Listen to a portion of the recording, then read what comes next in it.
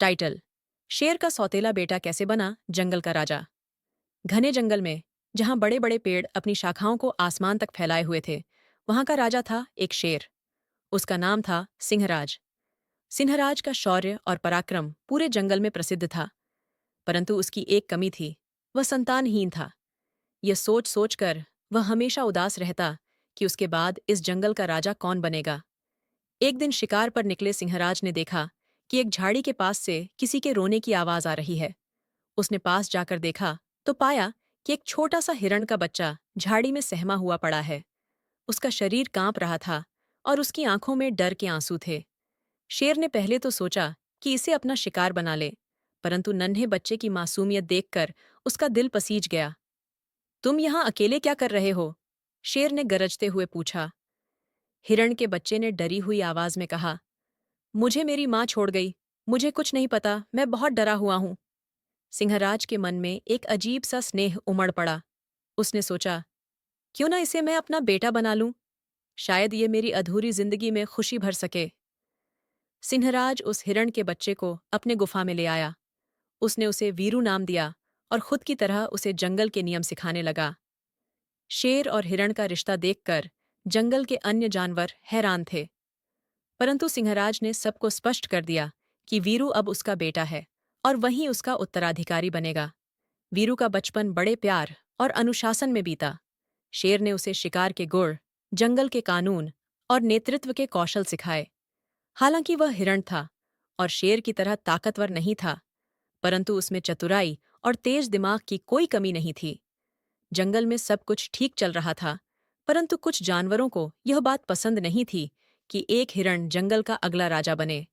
खासकर भेड़िया भालू खान और लकड़बग्घा झपट्टू ने वीरू को नीचा दिखाने के लिए चालें चलनी शुरू कर दीं। एक दिन भालू खान ने वीरू को चुनौती दी, अगर तुम जंगल के राजा बनने का सपना देख रहे हो तो पहले खुद को साबित करो। मैं तुम्हें आज रात बड़े झील के पास बुला रहा हूं। अगर तुम वहां से सुरक्षित लौट आए तो हम तुम्हें स्वीकार कर लेंगे। वीरू ने चुनौती स्वीकार कर ली, लेकिन उसे पता था कि यह कोई साधारण झील नहीं थी। वहां मगरमच्छों का बसेरा था। रात के अंधेरे में वीरू झील के पास पहुंचा।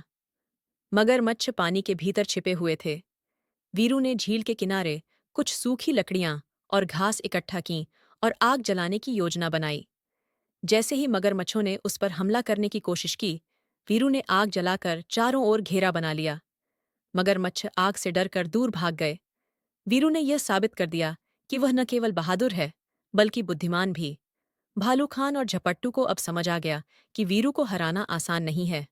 कुछ महीनों बाद जंगल में एक और बड़ी चुनौती आई। पास के जंगल से एक खूंखार बाघ ने आकर सिंहराज को चुनौती दे दी। सिंहराज बूढ़ा हो चुका था और बाघ के खिलाफ लड़ने की हालत में नहीं था। वीरू ने कहा, पिताजी, मैं इस चुनौती को स्वीकार करता हूं। ये लड़ाई में लड़ूंगा। जंगल के सारे जानवर एकत्रित हुए। वीरू और बाघ के बीच मुकाबला शुरू हुआ। बाघ ताकतवर था, लेकिन वीरू ने अपनी चतुराई और तेजी से उसे मात दी। उसने बाघ को ऐसी जगह ले जाकर घेर लिया जहां वह फंस गया। आखिरकार बाघ हार मानकर वापस लौट गया। सिंहराज को गर्व हुआ कि उसका सौतेला बेटा, एक हिरण, जंगल का राजा बनने के योग्य है। जंगल के सभी जानवर वीरू की तारीफ करने लगे। उन्होंने उसे जंगल का नया राजा घोषित कर दिया। वीरू ने वादा किया कि वह हर प्राणी की रक्षा करेगा और जंगल में न्याय और शांति बनाए रखेगा। इस तरह वीरू ने अपनी सूझबूझ, साहस और नेतृत्व क्षमता से साबित कर दिया कि राजा बनने के लिए ताकत ही नहीं, बल्कि बुद्धिमानी और दूसरों के लिए स्नेह होना भी जरूरी है।